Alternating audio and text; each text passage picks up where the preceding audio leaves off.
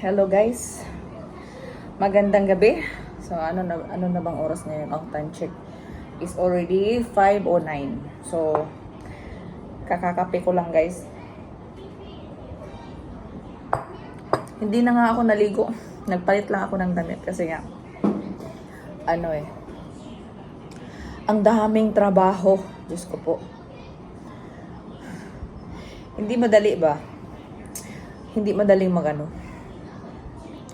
yung bang pagsabayin mo yung trabaho, paglilinis ng bahay, pagluluto, tapos may inaalagaan ka pang 5 buwan na bata, tapos may 6 na taon.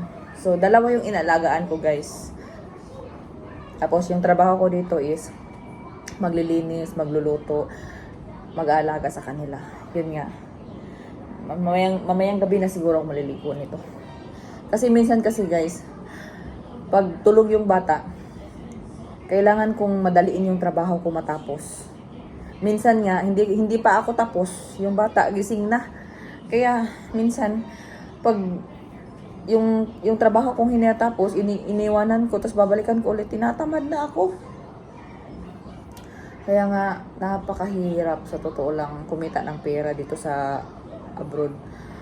Yun nga, yung sabi nila, punta ka doon sa punta ka dito na lugar kasi malaki daw yung sahod. Oo naman, pwede naman. Oo nga. Aanin mo pa yung kung marami, malaki nga yung sahod mo, tapos yun nga. Hindi din naman magkasya. Kukulangin pa din, 'di ba? Sa dami ng mga at saka ang mahal ng bilihin doon sa Pilipinas ngayon, guys. Kung uuwi tayo, iniisip ko nga, uuwi na lang ako tapos mag for good. Sa isip ko naman, kailangan ko pang mag-ipon pa talaga ng pera para pag uwi ko talaga, yung magdidesisyon talaga ako mag for good na talaga ako. Yun bang wala na akong planong babalik pa sa ibang bansa. Kasi gusto ko na talagang mag-settle doon sa Pilipinas. Kasi nako guys, kahit 1,000, parang na lang nga, yung 1,000 doon, parang 50 pesos na lang. Tapos yung 50 pesos, parang piso na lang. Ako. Hindi kagaya dati na ang mura-mura ng bilihin. Kaso nga lang, mura lang yung sahod. Kasi kung may opportunity lang talaga doon marami naman talaga ang opportunity sa Pilipinas. Yun nga lang, yung sahod doon. Siyempre, lalong-lalo na pag nag-a-apply ka ng mga mall. Siyempre, yung sahod mo, nasa make-up mo lang yun. Pagkain mo pa, snack, pamasahe mo pa. Hindi kagaya pag dito ka talaga sa ibang bansa, tas, nagtatrabaho ka bilang katulong. Ayun nga, yung sahod mo, nakukuha mo talaga, buong-buo mo talaga makukuha yun. Walang mga deduction. Pwera na lang kung babalik ka, or may bibilhin ka, ganyan. Pero kaya nga pinili ko talagang magtrabaho sa bahay kasi, hindi ko na kailangang isipin pa yung tirahan ko, pagkain ko. Yung iniisip ko na lang is yung gusto ko, yun lang, na mabili ko at saka siyempre mapadala ko sa mga anak ko.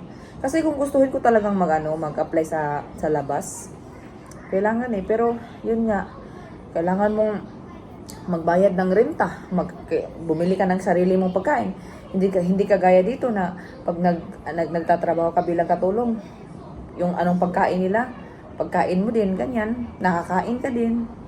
Nakakain ka pa sa mga mahaling restaurant. Pag tayo kasi, pag nag-freelancer tayo, yun nga lang, tayo lahat yung gasto. Pero, ang nakakaano lang is, anytime ka makakalabas. Yun nga, kung may pera. Pero pag wala din naman, stay home ka lang. Kaya ngayon guys, pinipilit ko talagang mag-vlog sa mga nangyari sa buhay ko dito sa Malaysia. Yun nga, yung inalagaan ko. Siguro, lang naman, kasi bata pa maliit pa yung bata. Pero pag laki nito, siguro magiging okay din, di ba? Kailangan talaga sipag at syaga at saka taasan mo pa yung pasensya mo, yung taas talaga, as in mataas talaga yung pasensya mo. Inom lang ako ng kape. Pagkatapos nito guys, magluluto na naman ako ng hapunan namin. Dito lang kasi, pag umaga, hindi ako nagluluto. Tanghali at ano lang, gabi. Minsan, pag tanghali, hindi ako nagluluto. Minsan, bibili lang sila, ganyan. Lalong-lalo na ngayon, yung bata, papalaki ng papalaki. Hindi, wala nang ano. Hindi na tumatagal matulog. Pag 2 oras. Lalong-lalo na pag gabi, guys. Kasi, pag yung mama at papa nila, pag pumupunta doon sa ano, sa may out of station sila, may out of station work sila, ako lang talaga yung naiiwan dito sa bahay. Kami lang 3. Yung mama ng amo ko, gabi na lang pupunta. Yung kumbaga matutulog na lang dito basta may kasama lang kami. Kaso nga, sa isang buong araw mo, tapos pag gabi hindi ka pa nakakatulog ng maayos, Diyos ko po, kailangan mong magtrabaho. Kanina nga sumakit yung ulo ko kasi nga, wala akong tulog ng maayos. Gumising yung bata kanina, 12:00. Tapos, gumising ulit ng 2:00. Tapos, gumising pa ulit ng 5:00. So, po. Pero okay lang, guys. Kailangan talaga, yung ano lang talaga, yung sikreto lang talaga sa pag ano, para i-ano mo yung trabaho mo, dapat love your work. Tapos, more patient, yun lang. Yung bang, kung minsan kasi, minsan kasi nakakaano tayo ng pagod, yun ba? Tapos, yun, parati tayong, minsan magagalit tayo, wag. Kailangan muna nating taasan yung pasensya natin kasi nga, parang ano lang eh. Kasi pag hindi natin tinaasan, yung amo natin, makikita nila, oh, nagbago na pala to, ganito, ganyan. Eh, may ano sila eh, may tiwala sila sa'yo. Kailangan pahalagaan mo yung tiwala nila sa'yo. Yun lang. Tapos yun nga, guys, isipin mo lang parati, kung minsan napapagod ka, minsan, yung bang, ang sakit-sakit sa dibdib mo, yung namimiss mo yung pamilya mo, parang gusto mo nang umuwi. Yung homesick ba? Isipin mo na lang, guys, na iisipin na lang natin. Kasi ako bilang isang OFW, pag nakakaramdam talaga ako ng ganyan, yung iniisip ko talaga is, bakit ako nandito? Anong rason bakit ako nandito? Bakit ako lumalaban hanggang ngayon? Hindi naman para sa akin eh, para sa mga anak ko. Yun lang, guys. Tapos, ko na lang, mamahalin ko na lang yung trabaho ko kahit mahirap, kahit nakakapagod, mamahalin ko na lang. Kasi nga, pag hindi mo minahal yung trabaho mo, hindi ka talaga tatagal sa trabaho mo kasi yung sa isip mo, nakakapagod, ayoko na, ganyan. Mas nakakapagod pag walang pera.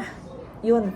Sino bang tao na magbibigay sa'yo ngayon ng, sabihin na natin 50? Wala naman, di ba? Kahit 20 nga, walang makakapagbigay. Siguro meron, pero kailangan mo utangin. Pero ngayon, guys, kailangan talaga sipag at tiyaga talaga. Huwag ka nang magdidepende sa ibang tao, sa tulong ng ibang tao. Kailangan sa'yo na. Kailangan hanggat kaya pa, go lang, laban lang. Kahit walang kalaban, lumaban ka pa rin, lalaban pa rin tayo. Yan yung mga katangian ng mga OFW, na mga ina na hindi kaya ng iba, di ba? Tayo, malungkot tayo, iyak lang tayo, iyak, ganyan. Tapos mamaya pahid luha. Tayo. Tapos, tatawa ulit. Yan lang. Sinilip ko lang yung alaga ko kasi natutulog pa kasi. So, ayun na, guys. Yun lang, dito lang tayo magtatapos muna kasi ng oras? 5:00 na, 5:18. So, kailangan ko munang magluto ng dinner namin kasi kung parati akong, Diyos ko po, laban lang. Kailangan ko munang magluto ng hapunan namin. Yun lang. Tapos, salamat kung saan ka man ngayon, kung saan kang bansa ka ngayon nanonood sa akin. Maraming salamat at sa support. Please, guys, don't forget to subscribe my channel. Kung may mga katanungan kayo o kung may mga advice kayo, guys, please comment down below. Mag-like na din kayo. Thank you so much, guys. Sa ulitin. Bye-bye. Mwah!